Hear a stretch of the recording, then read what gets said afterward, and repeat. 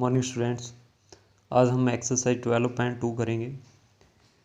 Distance formula करके आए हैं 10th क्लास में, जिसमें आपका 2 डिमेंशनल में था, यानी कि सिर्फ दो ही कोऑर्डिनेट्स आप करते थे, एक्स और वाई। अब 3D के अंदर आपके कितने कोऑर्डिनेट्स आ जाएंगे? 3 आ जाएंगे, एक्स वाई और जेड। फार्मूला आपका सेम है, कोई भी दो पॉइंट में डिस्टेंस निकालनी हो तो x2 माइनस x1 का square plus y2 minus y1 का square plus z2 minus z1 का स्क्वायर। नाउ इसका फर्स्ट क्वेश्चन है, पॉइंट आपको ए गिवन है और बी भी गिवन है, इन दोनों के बीच डिस्टेंस निकालनी है A B. x2 minus x1 minus 1 minus 2 का स्क्वायर, 2 माइनस 3 का स्क्वायर एंड माइनस 3 माइनस 4 का स्क्वायर अंडर द रूट। 3 का स्क्वायर 9, माइनस 1 का स्क्वायर 1 और माइनस 7 का स्क्वायर 49। तो क्या आ गया ये 59 यूनिट्स अंडर द रूट। ठीक है, फिर आपका इसके फर्स्ट के बाकी part same as it is हैं। सेकंड क्वेश्चन है, आपको प्रूव क्या करना है। सेकंड में भी दो पॉइंट दे रखे हैं ए और बी। ए और बी के बीच में आपको डिस्टेंस दे रखी है 5 यूनिट, और ए पॉइंट क्या है, ए 2 एंड 1, ये 1 माइनस 1 और 1 है।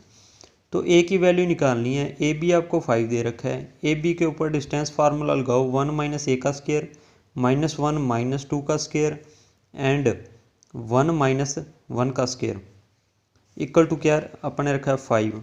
तो ये यहाँ से 0 हो गया, 3 का 9 हो गया। ठीक है, दोनों साइड स्क्वायर करेंगे तो ये कांस्टेंट, आप कांस्टेंट और वेरिएबल सारे एक साइड करते हैं यहाँ से इक्वेशन से, तो क्या आता है ये ए स्क्वायर माइनस 2a माइनस 15। यहाँ से आपने फैक्टर कर देने हैं, इसके फैक्टर करोगे तो a minus 5 a plus 3 equal to 0। तो ए की वैल्यू या 5 होगी या क्या होगी आपकी -3। ए की वैल्यू अपने को फाइंड करनी थी। नाउ क्वेश्चन नंबर थर्ड में आपको पॉइंट दे रखा है एक, ठीक है, उस पॉइंट की डिस्टेंस दे रखी है आपको। किसी भी ए पॉइंट से डिस्टेंस दे रखी है जो वाई एक्सिस के ऊपर है। वाई एक्सिस के ऊपर कोई भी पॉइंट होगा वो इस टाइप का होगा, 0 y 0, यानी एक्स और जेड की वैल्यू वहाँ 0 होगी। जो वाई एक्सिस के ऊपर पॉइंट है, उस पॉइंट की गिवन पॉइंट से डिस्टेंस कितनी दी हुई है क्वेश्चन में, 21 अंडर द रूट। यानी ए और पी के बीच में डिस्टेंस आपको गिवन है 21 अंडर द रूट। स्क्वेयरिंग करोगे दोनों साइड, ठीक है, स्क्वेयरिंग करके आगे आपको खुद सॉल्व करना है, वाई की वैल्यू निकालनी है सिर्फ। तो पॉइंट आपका क्या आ जाएगा, जो वाई की वैल्यू होगी यहाँ फिल कर दोगे, एक्स जेड ऑलरेडी 0 है। फोर्थ में आपको प्रूव करना है भी क्या ये 3 पॉइंट कोलिनियर हैं। कोलिनियर का मीनिंग तीनों पॉइंट एक ही लाइन में आ रहे हैं। पहले ए और बी के बीच में डिस्टेंस निकालो डिस्टेंस फार्मूले से, देन बी सी, और फिर आप ए सी निकालो। इनको अलग अलग ऐड करके देखो, ए बी बी सी को ऐड करो, अगर वो ए सी के इक्वल है तो भी कोलिनियर है। बी सी और ए सी को ऐड करके देखो, क्या पता वो ए बी के इक्वल हो।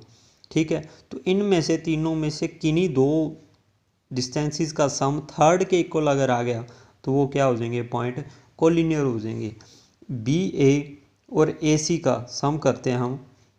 बी ए कितना है आपका √14, ये भी √14 है, दोनों ऐड करें तो ये बी सी के बराबर आ रहा है। डैट मीन्स बी ए और ए सी का सम करते हैं तो वो बी सी के इक्वल आ रहा है। डैट मीन्स ये तीनों पॉइंट आपके कौन से पॉइंट हैं, कोलिनियर पॉइंट हैं। क्वेश्चन नंबर 5 में आपको ये ट्रायंगल दे रखी है, ठीक है, इसमें उसने बोला है भी इक्विलेटरल चेक करनी है भी इक्विलेटर है या नहीं। इक्विलेटरल आपकी कब होगी, जब सारी distances A B B C और ए सी, ये सारी डिस्टेंसेस क्या होंगी, इक्वल होंगी, क्योंकि इक्विलेटरल की ऑल साइड्स क्या होती हैं, इक्वल। तो आप डिस्टेंस फार्मूले से ए बी बी सी और ए सी निकालोगे, अगर वो इक्वल हैं तो ये क्या होगा, इक्विलेटरल ट्रायंगल होगी। क्वेश्चन नंबर 6, पॉइंट दे रखे हैं ए बी सी, चेक करना है क्या ये पॉइंट एक राइट एंगल ट्रायंगल के हैं या नहीं है। पहले ए बी निकालो डिस्टेंस फार्मूले से, फिर बी सी, देन लास्ट में आप ए सी निकालो। इनमें से कोई दो का, ठीक है, sum of square of any 2 sides is equal to third side. Pythagoras आपकी वैलिड कहाँ होती है, जहाँ ट्रायंगल आपकी राइट एंगल ट्रायंगल होती है। तो पाइथागोरस ए बी स्क्वायर और ए सी स्क्वायर को ऐड करके बी सी स्क्वायर के इक्वल देखा, वो नहीं आया इक्वल।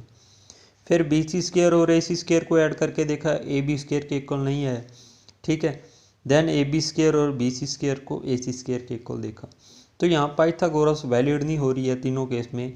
अगर एक में भी आपका क्या आ जाता, इक्वल आ जाता, तो वहाँ पे जैसे मान लो बी सी स्क्वायर ए सी स्क्वायर किसके इक्वल आता है, ए बी स्क्वायर के। तो आपका सी पे, जो सी है, सी पे कितना बन जाना था, 90 डिग्री।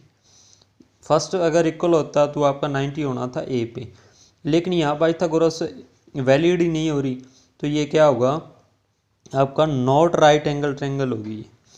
7th क्वेश्चन में आपको चेक करना है, साइड आपको चारों दे रखी है रोम्बस की, चेक करना है ये रोम्बस है या नहीं। रोम्बस की खास बात होती है उसकी सारी साइड इक्वल होती हैं। अब एक प्रॉब्लम है, रोम्बस की भी इक्वल होती हैं साइड और स्क्वायर की भी होती हैं, लेकिन दोनों में डिफरेंस क्या है कि आपका जो रोम्बस है, एक तो उसके एंगल सारे 90 नहीं होते। दूसरा मेन डिफरेंस आपका क्या है रोम्बस और स्क्वायर में, भी रोम्बस के जो आपके डायगनल्स होते हैं वो इक्वल नहीं होते, और स्क्वायर के डायगनल क्या होते हैं, इक्वल होते हैं। ठीक है, आपने चारों डिस्टेंस निकाल लेनी है, बाद में डायगनल भी निकालना है ए सी और बी डी। अगर डायगनल्स क्या आ गए, नॉट इक्वल आ गए, तो ये रोम्बस होगी।